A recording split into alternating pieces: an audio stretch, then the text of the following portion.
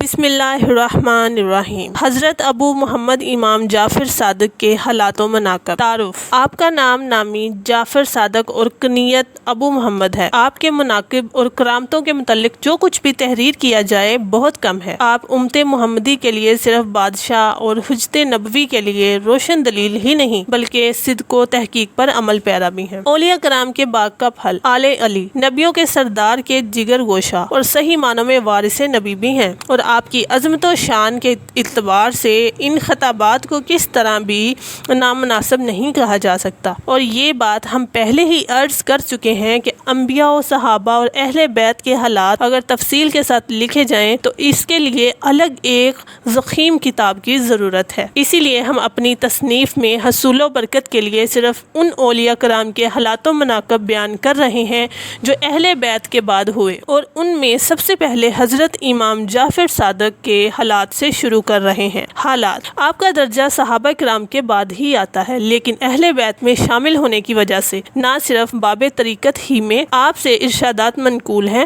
بلکہ بہت سی روایتیں بھی مروی ہیں، اور انہیں کثیر ارشادات میں سے بعض چیزیں بطور سعادت ہم یہاں بیان کر رہے ہیں، اور جو لوگ آپ کے طریقہ پر عمل پیرا ہیں اور وہ 12 اماموں کے مسلک پر گامزن ہے، کیونکہ آپ کا مسلک 12 اماموں کے طریقت کا قائم مقام ہے، اور اگر تنہا آپ ہی کے حالات و مناقب بیان کر دیے جائیں تو 12 اماموں کے مناقب کا ذکر تصور کیا جائے گا۔ آپ نہ صرف مجموعہ کمالات و پیشوائے طریقت کے مشائخ ہیں بلکہ ارباب ذوق اور عاشقان طریقت اور زہدان مقام کے مقتدا بھی ہیں۔ نیز آپ نے اپنی بہت سی تصانیف میں راز ہائے طریقت کو بڑے اچھے طریقے میں واضح فرمایا ہے، اور حضرت امام باقر کے بھی کثیر مناقب روایت کیے ہیں۔ غلط فہمی کا ازالہ۔ مصنف فرماتے ہیں کہ مجھے ان کم فہم لوگوں پر حیرت ہوتی ہے جن کا عقیدہ یہ ہے کہ اہل سنت نعوذ باللہ اہل بیت سے دشمنی رکھتے ہیں، جبکہ صحیح معنوں میں اہل سنت ہی اہل بیت سے محبت رکھنے والوں میں شمار ہوتے ہیں۔ اس لیے ان کے عقائد ہی میں یہ شے داخل ہے کہ رسول خدا پر ایمان لانے کے بعد ان کی اولاد سے محبت کرنا لازم ہے۔ امام شافعی پر رافضیت کا الزام۔ کس قدر افسوس کا مقام ہے کہ اہل بیت ہی کی محبت کی وجہ سے حضرت امام شافعی کو رافضی کا خطاب دے کر قید کر دیا گیا، جس کے متعلق امام صاحب خود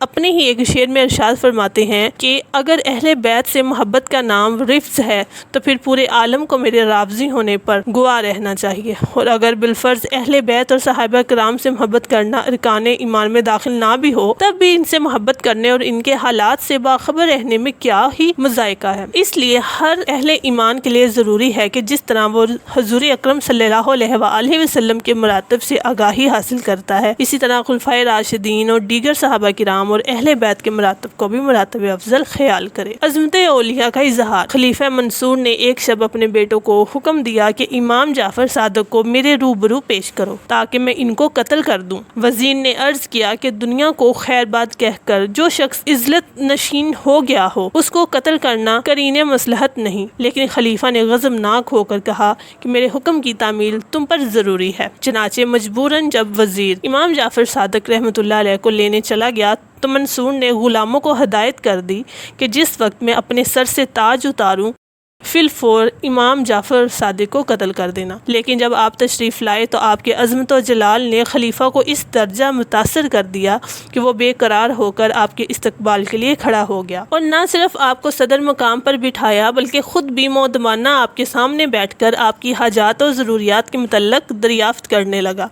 آپ نے فرمایا کہ میری سب سے اہم حاجت و ضرورت یہ ہے کہ آئندہ پھر کبھی مجھے دربار میں طلب نہ کیا جائے تاکہ میری عبادت و ریاضت پہ خلل واقع نہ ہو۔ چنانچہ منصور نے وعدہ کر کے عزت و احترام کے ساتھ آپ کو رخصت کیا، لیکن آپ کے دبدبے کا اس پہ ایسا اثر پڑا کہ لرزہ بر اندام ہو کر مکمل 3 شب و روز بے ہوش رہا، لیکن بعض روایات میں ہے کہ 3 نمازوں کے قضا ہونے کی حد تک غشی طاری رہی۔ بہرحال خلیفہ کی یہ حالت دیکھ کر وزیر اور غلام حیران ہو گئے، اور جب خلیفہ سے اس کا حال دریافت کیا تو اس نے بتایا کہ جس وقت امام جعفر صادق میرے پاس تشریف لائے تو ان کے ساتھ اتنا بڑا اژدہا تھا جو اپنے جبڑوں کے درمیان پورے چبوترے کو گھیرے میں لیا ہوا تھا، اور وہ اپنی زبان میں مجھ سے کہہ رہا تھا کہ اگر تو نے ذرا سی گستاخی کی تو تجھ کو چبوترے سمیت نگل جاؤں گا۔ چنانچہ اس اس کی دہشت مجھ پر طاری ہو گئی اور میں نے آپ سے معافی طلب کر لی۔ نجات عمل پر موقوف ہے، نسب پر نہیں۔ ایک مرتبہ حضرت داؤد طائی رحمۃ اللہ علیہ نے حاضر خدمت ہو کر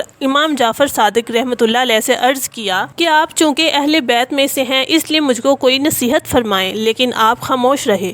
اور جب دوبارہ داؤد طائی نے کہا کہ اہل بیت ہونے کے اعتبار سے اللہ تعالیٰ نے آپ کو جو فضیلت بخشی ہے اسی لحاظ سے نصیحت کرنا آپ کے لیے ضروری ہے۔ یہ سن کر آپ نے فرمایا کہ مجھے یہی تو خوف لگا ہوا ہے کہ قیامت کے دن میرے جد اعلیٰ ہاتھ پکڑ کر یہ سوال نہ کر بیٹھیں کہ تو نے خود میرا اتباع کیوں نہیں کیا، کیونکہ نجات کا تعلق نسب سے نہیں بلکہ اعمال صالحہ پر موقوف ہے۔ یہ سن کر داؤد طائی کو بہت عبرت ہوئی اور اللہ تعالیٰ سے عرض کیا کہ جب اہل بیت پر خوف کے غلبے کا یہ عالم ہے تو میں کس گنتی میں آتا ہوں اور کس چیز پر فخر کر سکتا ہوں۔ نفاق سے نفرت۔ جب آپ تارک دنیا ہوئے تو حضرت ابو سفیان سوری رحمۃ اللہ علیہ نے حاضر خدمت ہو کر فرمایا کہ مخلوق آپ کے تارک الدنیا ہونے سے آپ کے فیوز العالیہ سے محروم ہو گئی ہے۔ آپ نے اس کے جواب میں مندرجہ ذیل شعر پڑھے: کسی جانے والے انسان کی طرح وفا بھی چلی گئی اور لوگ اپنے خیالات میں غرق رہ گئے۔ کو بظاہر ایک دوسرے کے ساتھ اظہار محبت و وفا کرتے ہیں لیکن ان کے قلوب بچھوؤں سے لبریز ہیں، ظاہر مخلوق کے لیے اور باطن خالق کے لیے۔ ایک دفعہ آپ کو بیش بہا لباس میں دیکھ کر کسی نے اعتراض کیا کہ اتنا قیمتی لباس اہل بیت کے لیے مناسب نہیں،